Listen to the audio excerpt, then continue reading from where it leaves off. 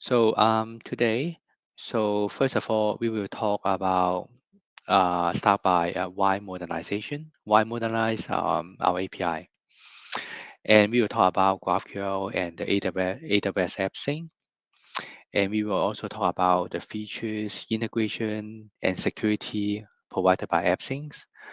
Finally, we will take a look some real-time subscription features. And through the conversation, we will take a look at what are the customer building with AppSync, and of course, deep dive into some demo. So, so the first questions you may have is why modernization? Why are we even talking about this? If we are talking, we are taking a step back. Businesses are always facing challenge when it's building application and reaching their customers. They need to build efficient APIs which go anywhere to meet customer, no matter where they are. Application has to engage customer, but most of the time it's talking about deliver the right data at the right time. Build reusable and scalable APIs. API tests could connect with multiple data sources and reusable by different clients and serve multiple purposes. And developer needs to deliver application much faster. And sometimes REST is not enough to do these things. So what is GraphQL? We get that question a lot. I think it may be good to step back and take a little bit what GraphQL exactly is. So if you just go to the graphql.org, you will see a statement saying that GraphQL is a query language for APIs and a runtime for fulfilling these queries with your existing data. So three pieces of information in that sentence. So GraphQL allows you to describe your data, ask for what you want, and then get the predictable result. It's a different approach from traditional REST API you already get used to see. So let's talk a little bit about what it does.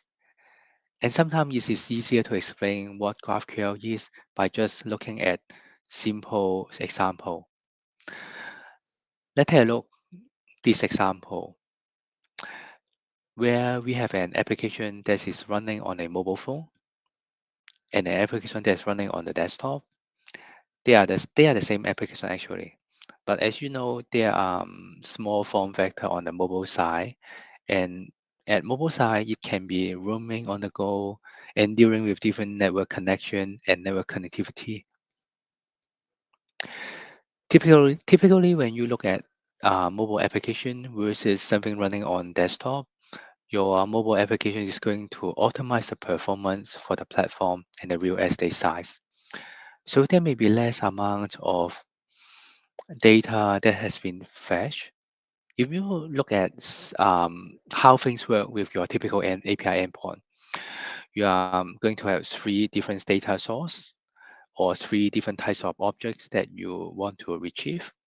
So that so that why we have the green, blue, red here. So you may be getting something like comments, posts, and information about the authors from all these endpoint and your backend data sources. And you're interacting with all three different APIs and different endpoints because you have different types of resources at your front end clients. You may be going to one of the database or would be going to multiple database, but you have three multiple endpoints anyway. So in REST environment, you usually have these typical traditional REST endpoint, and then let's say you want to start by getting the green data, and I'm going to green endpoint.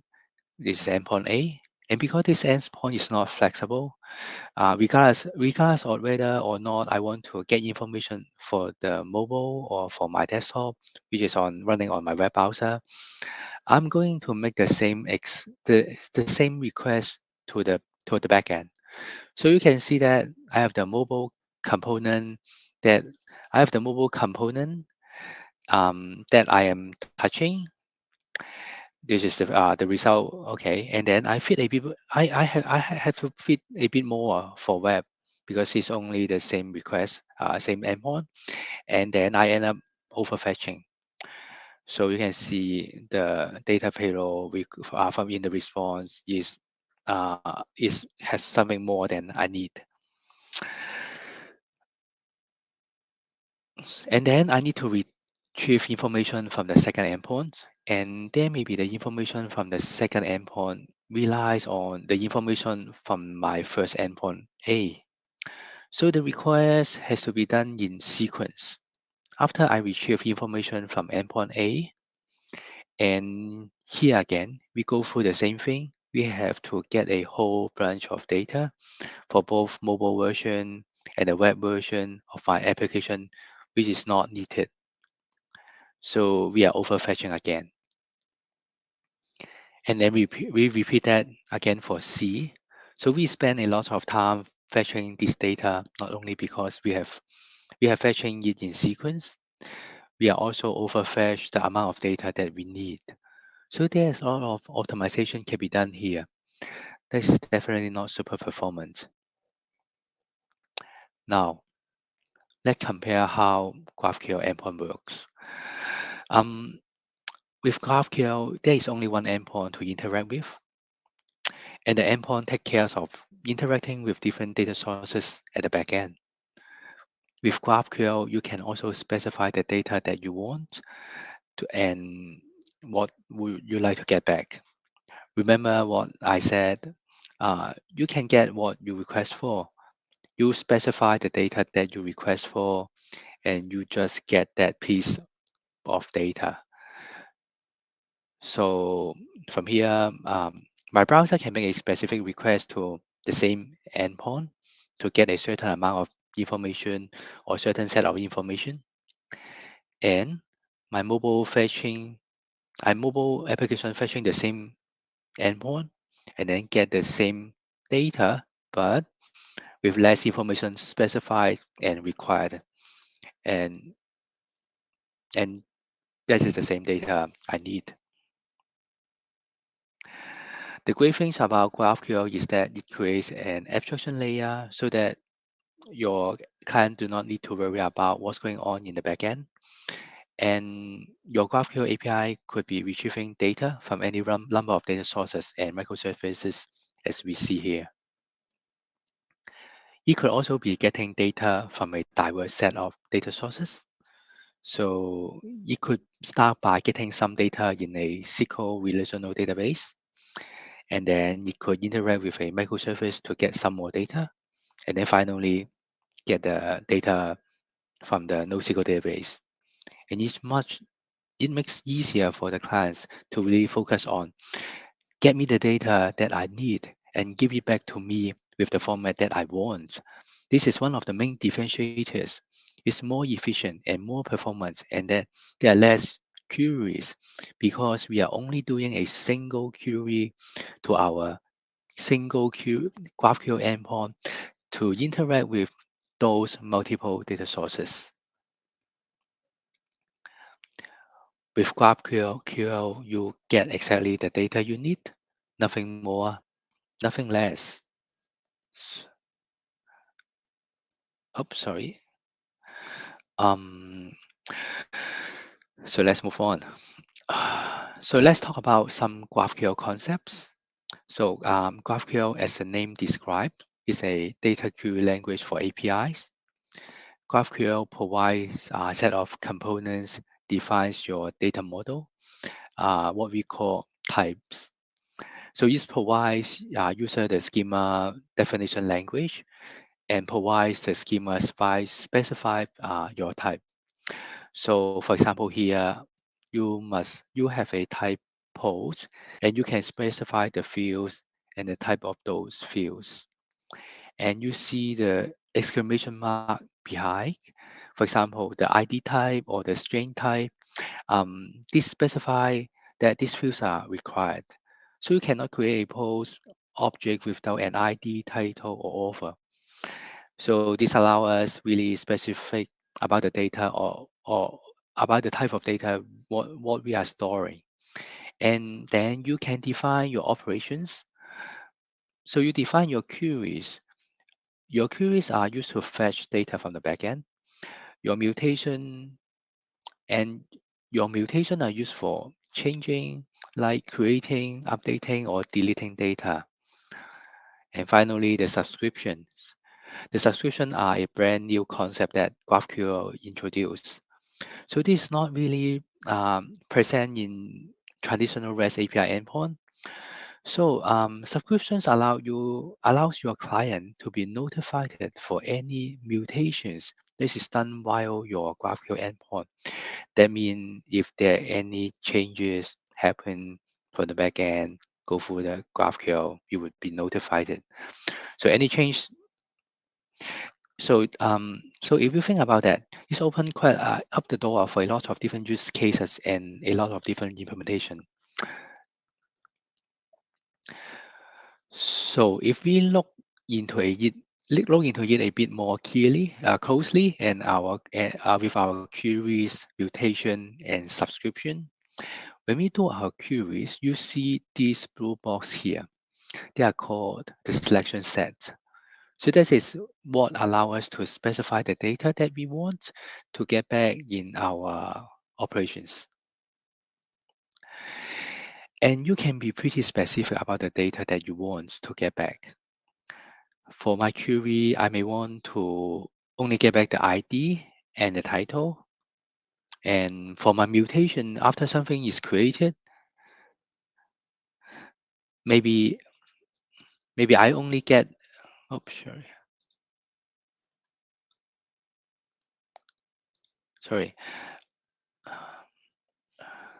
Let me stop me here. Is there something wrong?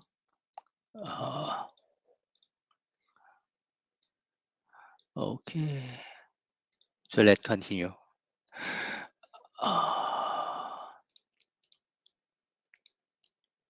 Let me share my screen again.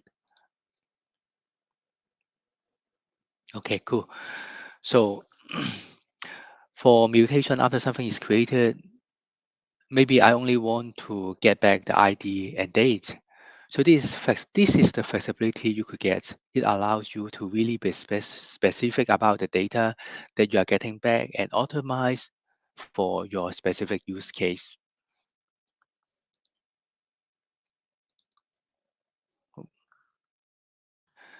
Now, we talk about the fact that it's a queue language for your APIs. So GraphQL is a specification.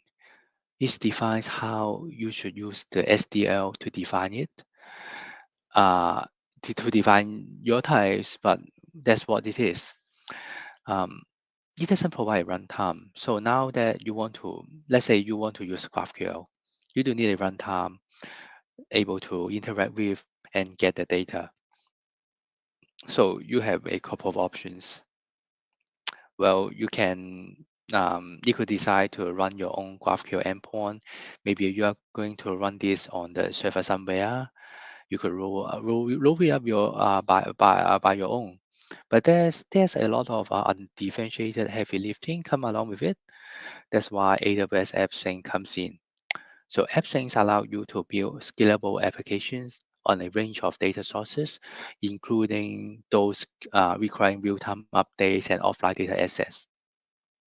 So everything is fully compliant GraphQL endpoints. This allows you to interact resources in your accounts, and it allows you move quickly.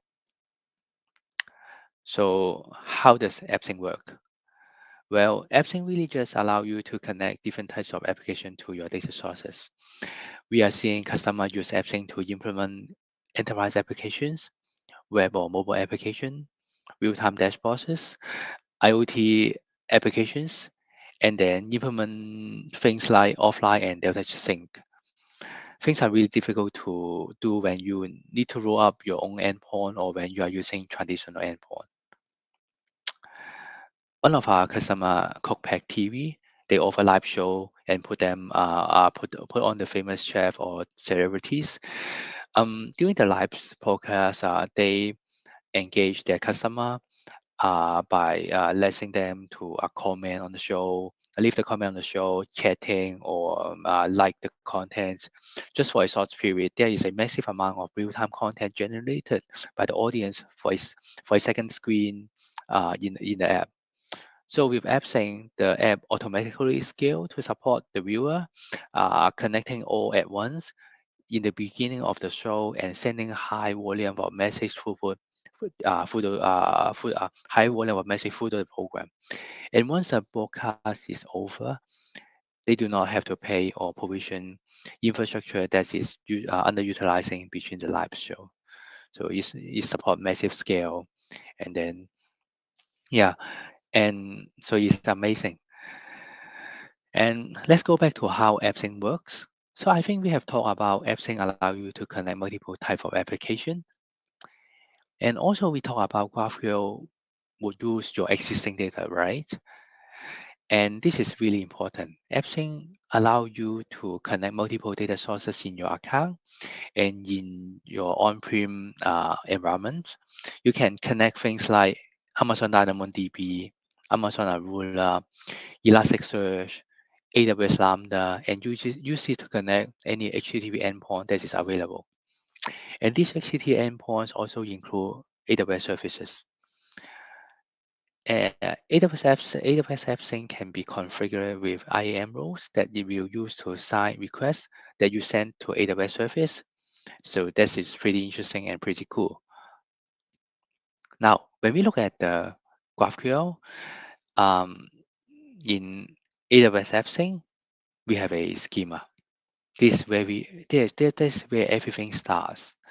So this the data model where we specify our data types and operation that we define in schema are linked to resolvers. You can think of resolver as the glue as the glue with business logic that allow you to tie up schema types and operation to your data sources. There are multiple type of resolver that we support. We just talk about the first type of resolver, which were unit resolvers. The unit resolvers allow you to access a single data source in a request. But we have multiple resolvers. We have pipeline resolvers. And pipeline resolvers allow you to access multiple data sources in a single request. So with a pipeline resolver, you could access a SQL database, get some information from the SQL database, and based on that information, fetch some more information from another NoSQL database, and then maybe you interact lastly you interact with a Lambda function to augment or decorate that data before sending it back to your application. So pipeline resolver allows you to access multiple data sources in sequence in a single request. There's no more back and forth between your client application and your backend. We also have the concept of direct Lambda resolvers. So there are situations where you may want to interact directly with an AWS Lambda function, right? At this point, you are using Lambda function to not only fetch data, you're also using it implement your own business logic. So when this happens, you actually don't need to implement a resolver. You simply can tie up your Lambda function already directly to your AppSync API. So there is no resolver to write, and you can move all of your business logic to your Lambda function. Now, let's talk about the security. So is an AWS service, and this is built with best-in-class enterprise-grade security and best practices. One of the things that it really focuses on is making sure that you can use AppSync with multiple type of clients. So what we wanna make we wanna make this possible to access this using different type of authorization modes, and this allows you to to connect different type of application, different types of resources to AppSync. You can use API keys to connect your application, or you have your user can use Amazon Cognito user pools in clients to sign in first, and then you can use the tokens from Amazon, the Amazon Cognito user pool to authorize requests to your AppSync. Or you can do the same thing when you are using OpenID Connect. You can use the JWT tokens returned by IDP to authorize requests. For your backend services, things like Lambda function or EC2 instances, you can use IAM to sign the requests that are sent to AppSync and authorize them in that way. Lastly, you can use AWS Lambda function implement a custom business authorization code logic. So how does it work? So, well, let's take an example. Let's say you have a flight type. So the flight type accessed by customer that are sending an application, they are with customer user, Cognito user pool. Okay. So when these customer, they are part of a frequent flyers group, and we want them to read all data of a flight. So they are value customer, and we want them to read access all information. But maybe you have user that haven't signed in but holding an API key. You simply want them to be able to get information about the departure airport code, airport name. You can do that as well. You can mix and match the different access pattern. Maybe you have a Lambda function that's using IAM, and you want it to be access the arrival airport information, airport code, name, the city, locale. You can do this as well. So you don't have to deploy multiple APIs to meet the needs of different types of apps and user. You can just use multiple authorization modes within one single API and on one type. So let's talk about the real-time GraphQL subscription. So to have best customer experience, usually we want something get real time, right? So customer usually would initiate some kind of request. Okay, probably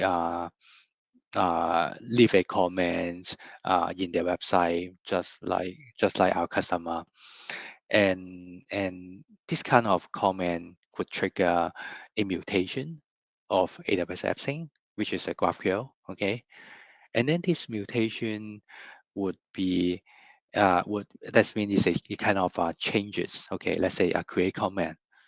So this comment would be persist in let's say DynamoDB as data source, and then it will be stored in the item. And then since this go for the app sync, so are the front end clients which already subscribe this API, it would be it will be notified it. Okay, so there are new comments get created, so that their front end will report up that comment automatically.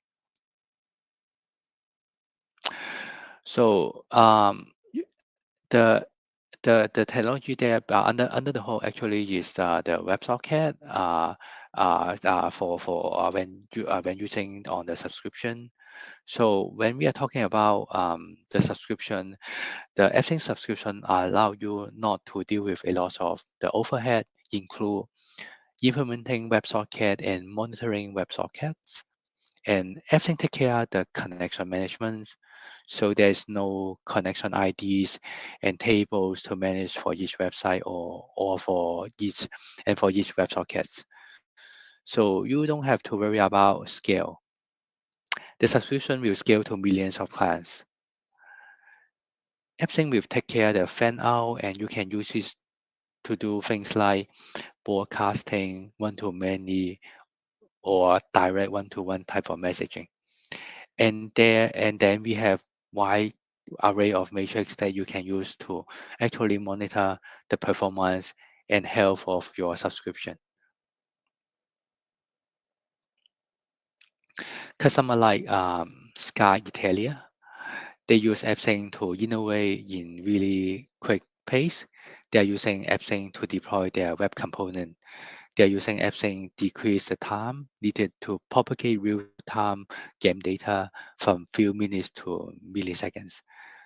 They accomplish that by using subscription with AWS AppSync. So also, they are able to reduce the cost by a factor of 15. That's definitely impressive. So now, AppSync provide you the backend infrastructure and the backend service that you can use GraphQL to interact with your data sources. How about the front end?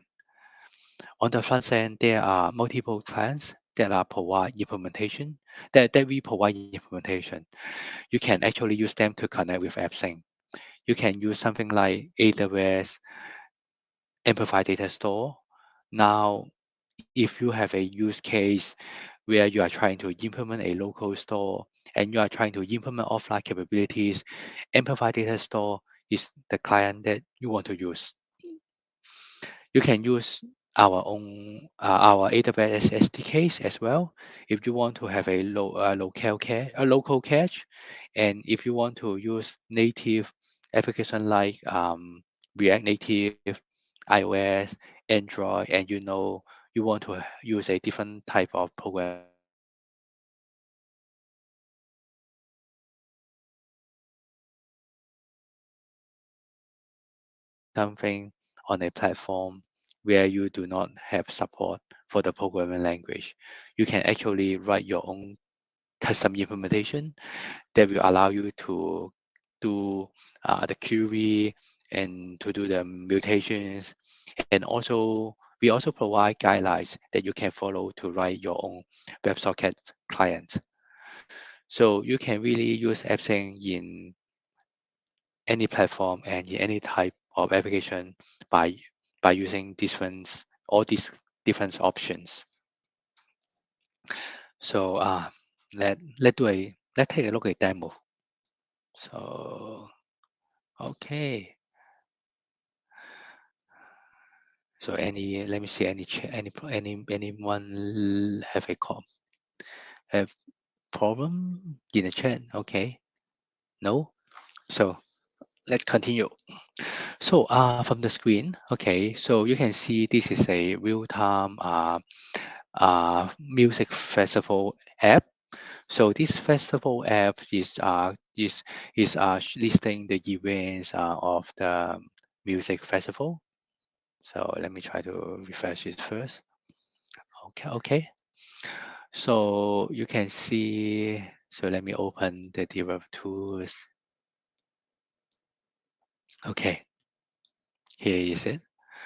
So you can see here. Okay, when we click into events page, so it takes some time. Okay, so all the events get loaded.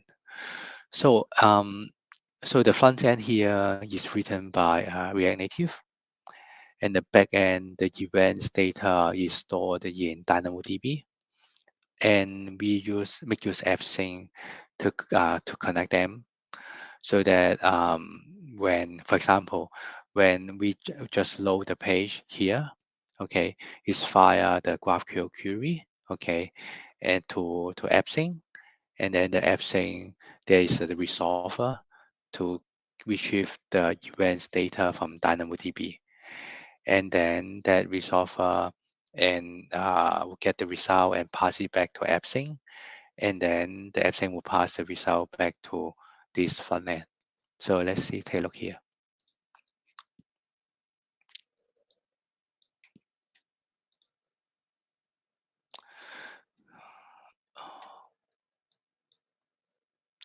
So let's see.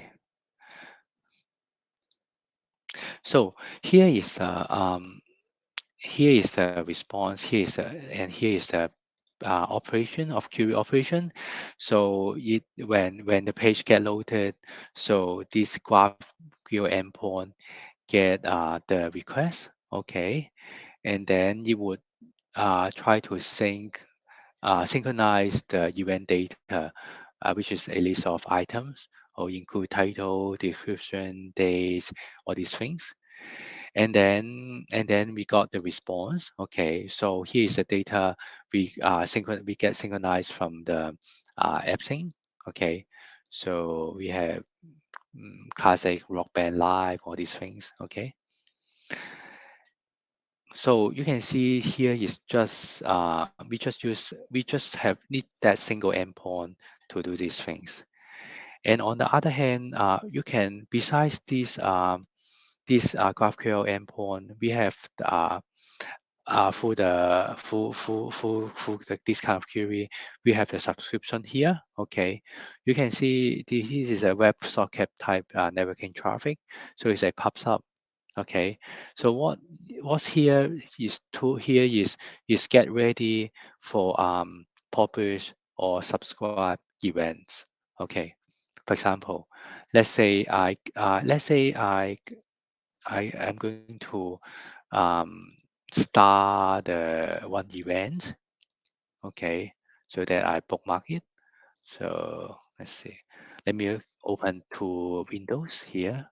Okay.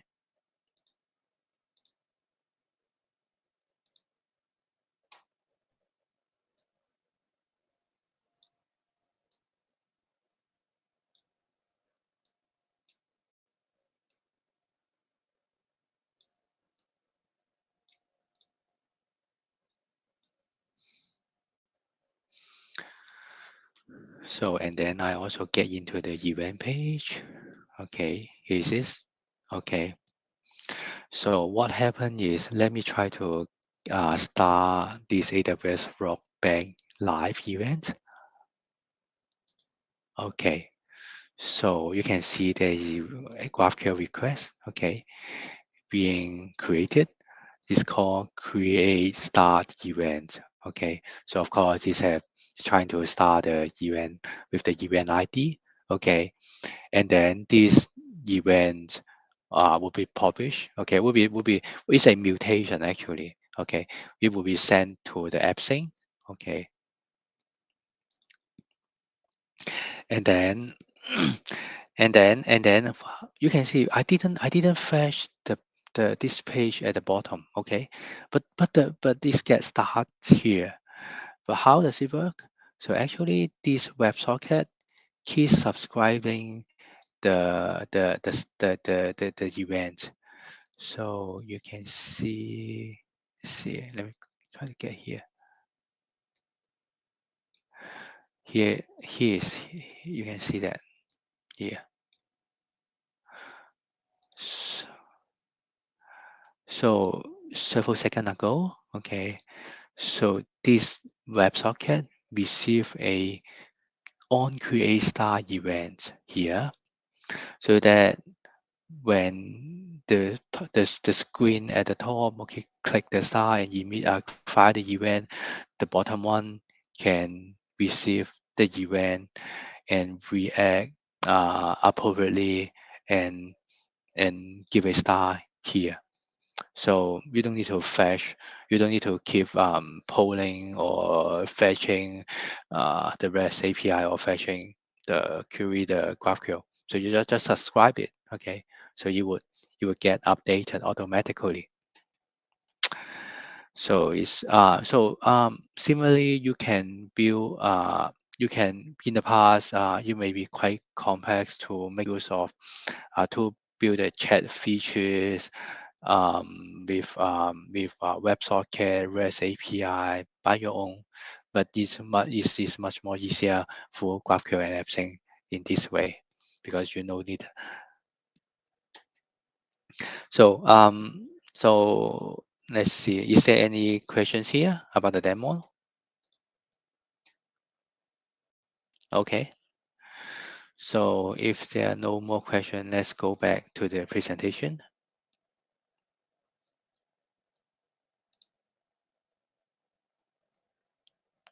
Oh, yes.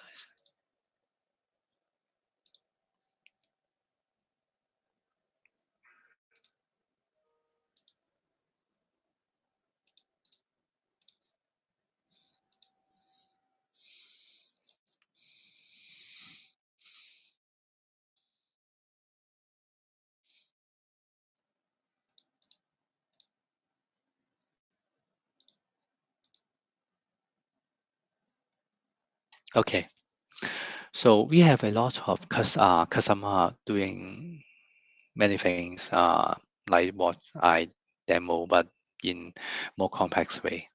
So they are from different multiple industry. So they leverage AppSync to build their features really quick. So for example, customer like BMW, they are using AppSync to create a scalable and universal API for their data providers. And customer like Peacock, they launched a subscription streaming service that serve over 26 million signups, and they are using GraphQL API provided by AppSync to develop application much faster. Or a customer like Aldo in retail, they focus on implementing in the application instead of managing their system and infrastructure. So they are using AppSync to iterate quickly and implement application quickly. As we cover, AppSync is much more than just a GraphQL service. It's an API data service that allows you to connect your application to your data stores. You can connect any type of application to any type of data source. You can get started easily. It's a serverless service. There is no infrastructure to manage, and you scale with your usage. Use it to unify your data sources and your data layer and create those abstraction. You can use Amplify framework to get started, to use things like data store, to use the GraphQL transform, or to use local mocking, and to use code gen to speed up your application development. And you can also use things like AWS CDK that allows you to use schema first or code first approach. You can use CloudFormation. You can use multiple CI/CD and infrastructure as code tools to implement your AppSync backend. So finally, I definitely to encourage you to visit our resources to learn more about AppSync, learn more about the community, learn more about how to get started. So is there any questions? Let me take a look. Any questions? Okay. So I think, okay, if there's no more questions, that's all for my presentation today. Thank you very much. Thank you.